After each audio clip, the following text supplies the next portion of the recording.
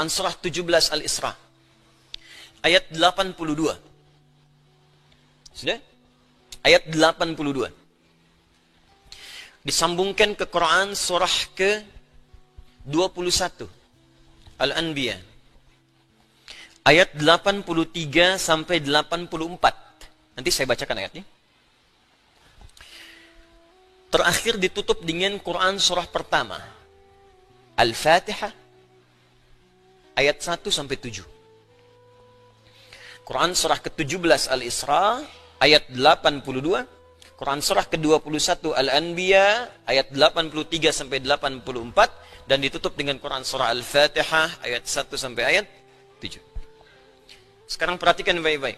Awas, ini bukan ilmu otak-atik ya. Ini isyarat Al-Quran. وَنُنَزِّلُ مِنَ الْقُرْآنِ مَا هُوَ شِفَاءٌ.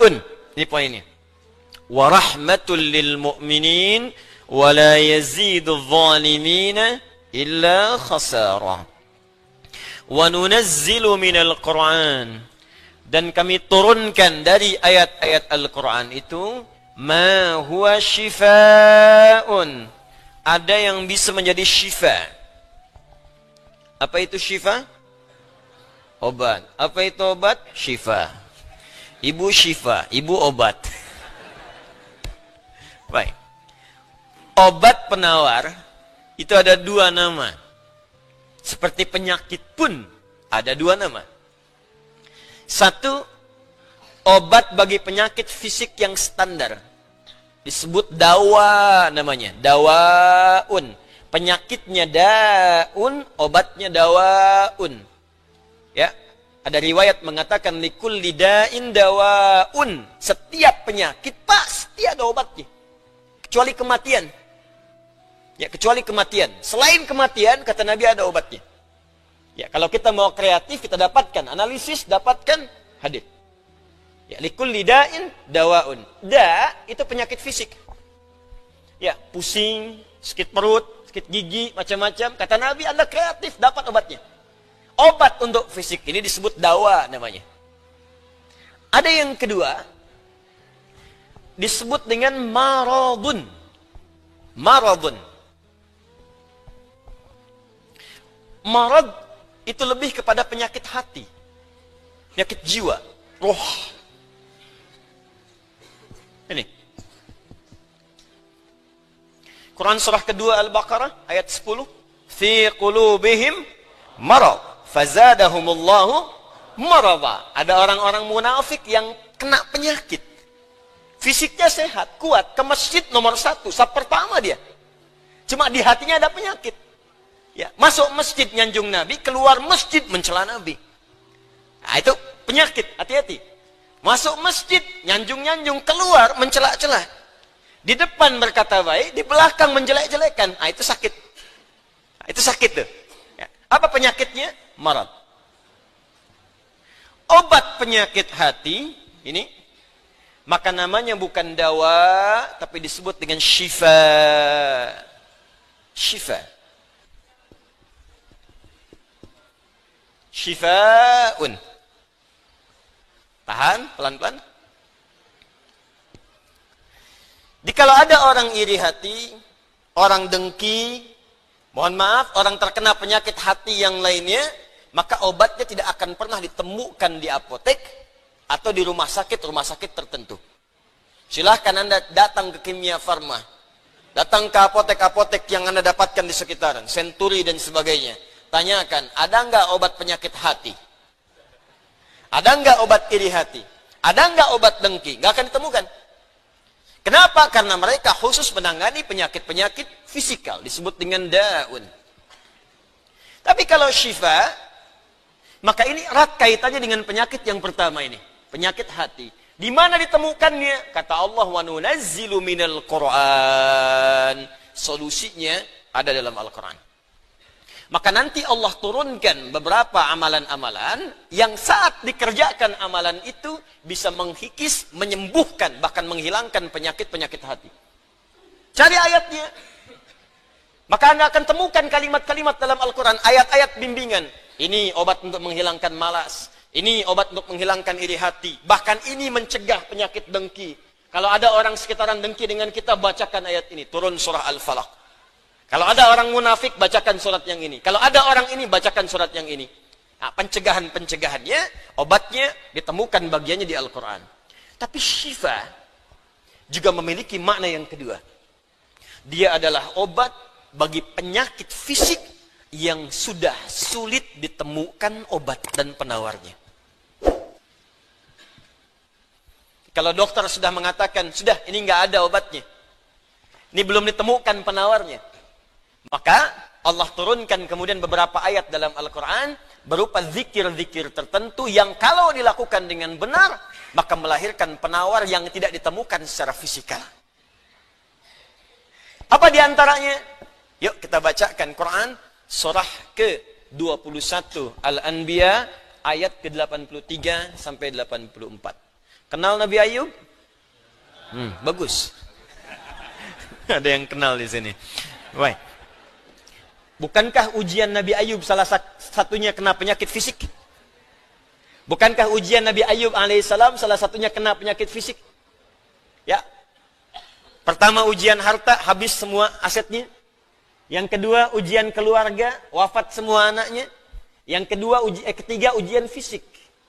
Ditimpa, diuji dengan penyakit, maaf, yang belum ditemukan obatnya, tidak akan pernah dirasakan orang sebelumnya, tidak dialami orang setelahnya, saking parahnya penyakitnya.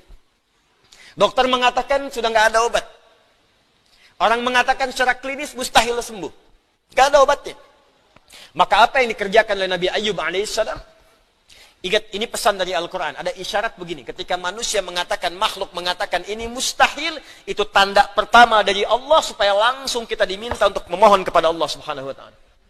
Jadi kalau ada orang mengatakan ini nggak bisa, itu langsung tanda langsung dari Allah supaya tinggalkan pendapat makhluk, minta kepada Khalik.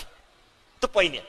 Makanya seringkali ujian penyakit itu diantaranya mendorong kita untuk mendekat kepada Allah.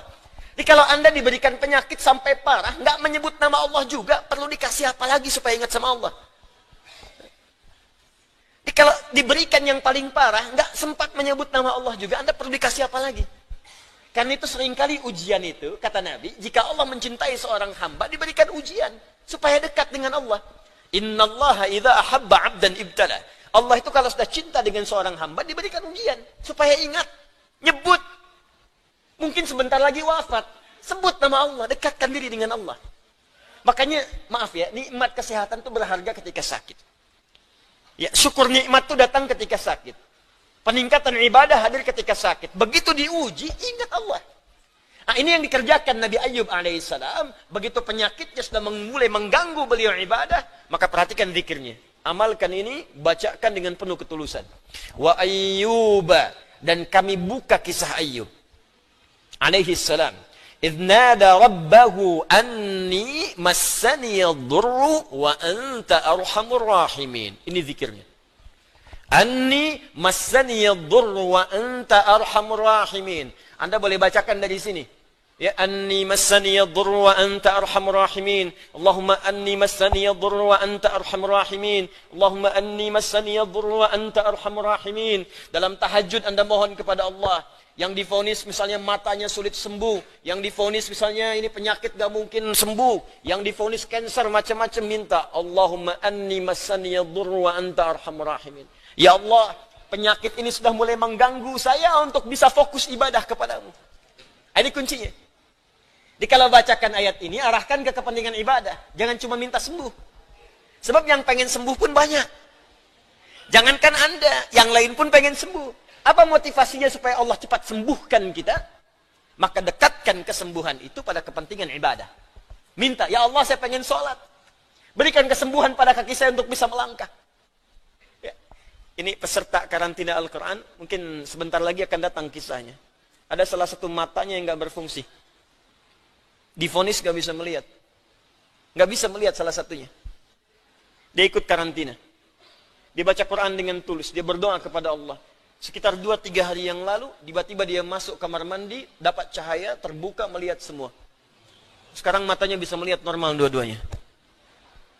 Minta, Allahumma anni massani yadurru wa anta arhamur rahimin. Sebentar.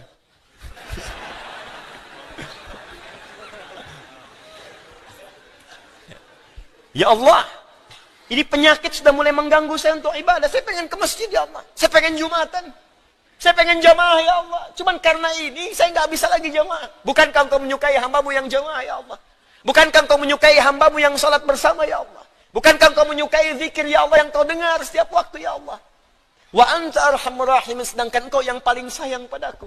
Kalau yang paling sayang saja tidak engkau sembuhkan, lantas kepada siapa lagi aku mohon dan meminta? Kalau kepada yang paling sayang saja tidak menyembuhkan, kepada siapa lagi aku mesti meminta? Anda tahu apa jawabannya? Fastajabna lahu fakashafna ma bihi min dhurrin wa atainahu ahlahu wa mithlahu ma'ahum rahmatan min indina, ujungnya wa dzikra lil abidin. Kata Allah, kalau ada orang yang mengamalkan zikir ini seperti Ayub mengerjakannya, aku akan sembuhkan penyakitnya, hilangkan semua kesulitannya, bahkan aku kembalikan aset-asetnya yang dirasakan hilang. Anda biaya keluar sekian juta, puluhan juta, miliaran dibalikin oleh Allah, seperti Allah mengembalikan Ayub dan anak-anaknya plus aset-asetnya. Anaknya meninggal 12, sembuh kembali, istrinya hamil lagi. Setiap hamil, lahiran kembar, lahiran kembar. Lahiran sampai 12 kali, anak 24. Aset balik semuanya. Terakhir, bacakan surah Al-Fatihah dengan benar, karena Al-Fatihah disebut langsung juga oleh Nabi sallallahu alaihi wasallam sebagai syifa, sebagai syifa. Seperti pernah kepala suku saya kisahkan di pertemuan awal, tersengat kala jengking dan medis mengatakan tidak mungkin sembuh, diruqyah kemudian dibacakan itu dan Allah berikan kesembuhan. Wallahu a'lam bissawab. Ini bagian dari ikhtiar roh, bukan bagian dari pendekatan-pendekatan obat fisik. Dan semoga dengan itu Allah memberikan ketenangan, kemudahan, dan menghilangkan segala kesulitan di sekitaran kita.